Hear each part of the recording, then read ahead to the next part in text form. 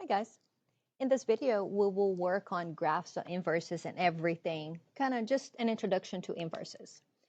So here we have the graph of y equals 2 to the power of x. So this is an exponential function.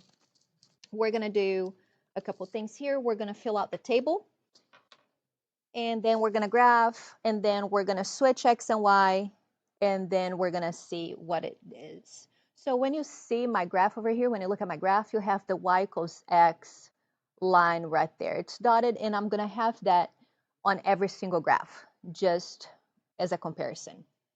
So before I jump the gun here, so here we are we're going to replace -2 for the exponent right there. So I have 2 raised to the power of -2. That should be 0.25. Let me do two different colors here. I'm going to use blue for the original function, and then when we switch x and y, I will use red.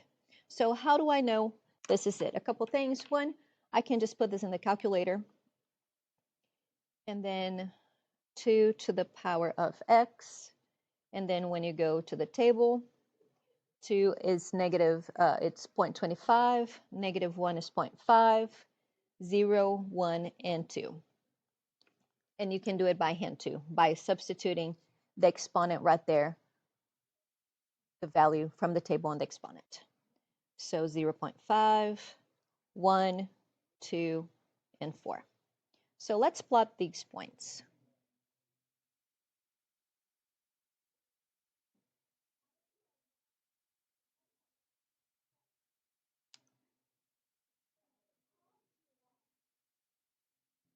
So even though we don't have -3, -4, or -10, but if you keep on substituting the values right here on the exponent, that number is going to approach 0, but it will never be 0.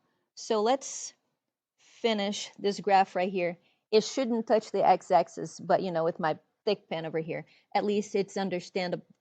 You can understand that this is approaching the x-axis, but it will not touch the x. So now you're going to switch x and y.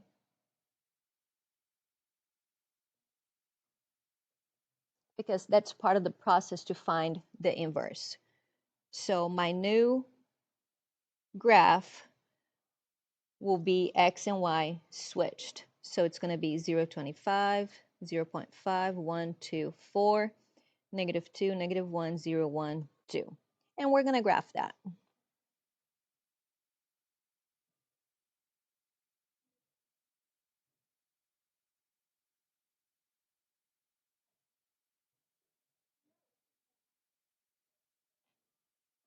And same thing, if we're approaching 0 right here on the decimals, it's going to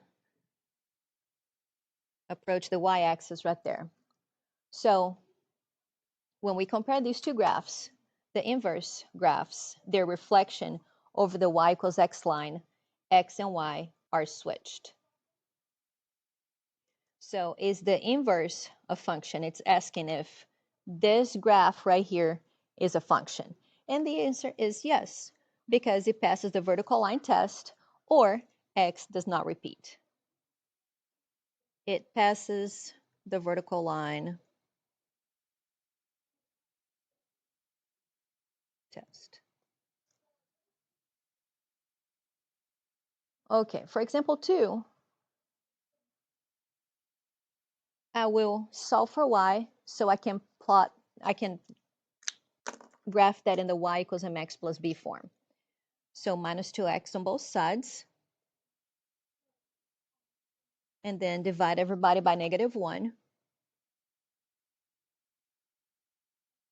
So now I can go ahead and either put this in the calculator or substitute values for x right there.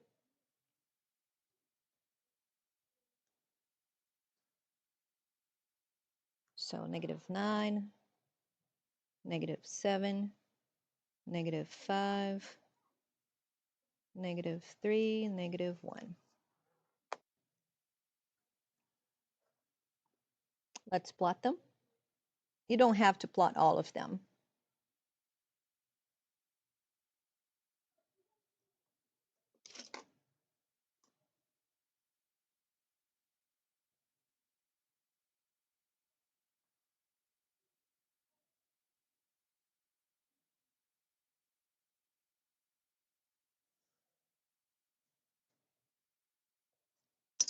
Okay, so now switch X and Y so we can graph the inverse.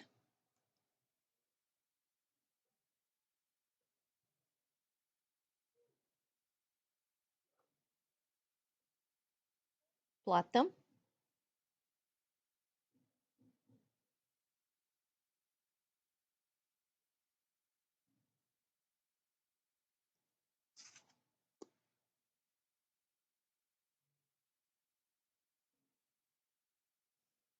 Interesting fact,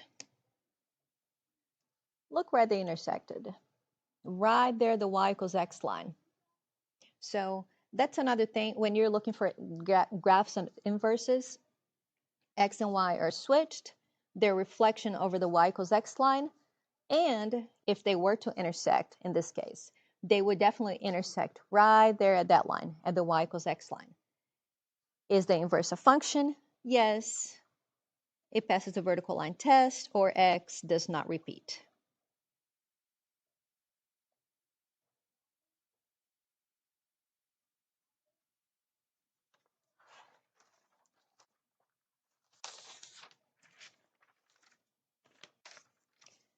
Okay. Now, oh, it's crooked. Okay, so now this graph is a quadratic graph.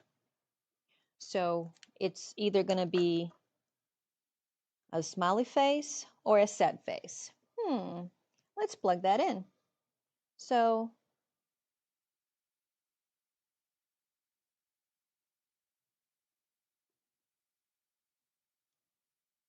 negative x squared, oh, just kidding, negative x squared plus 4. Let me fix the window.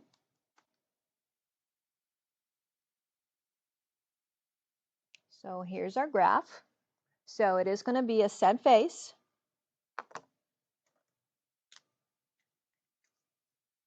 Let's choose the points from the graph.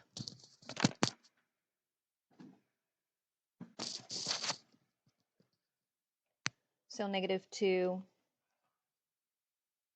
0, 3, 4, 3, 0.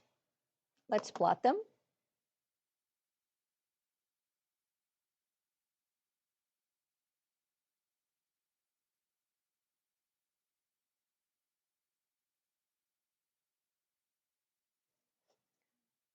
It is not a V-shaped graph.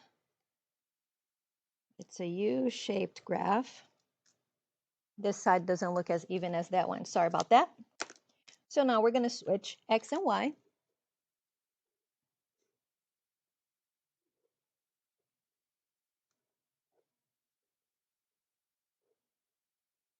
And plot them.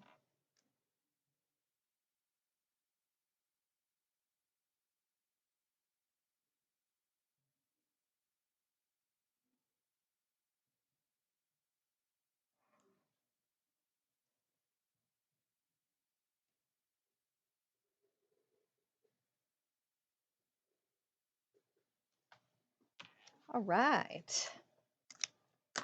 It worked out better than I was expecting. So they are definitely reflected across the y equals x line, and they switched x and y values right there. And they also intersected at the y equals x line right there. Sweet. So is the inverse a function? We're looking at this red one. This is the inverse of this. So when you look at the red one, it is not a function. Think about a vertical line right there, and it fails the vertical line test because it crosses the vertical line twice.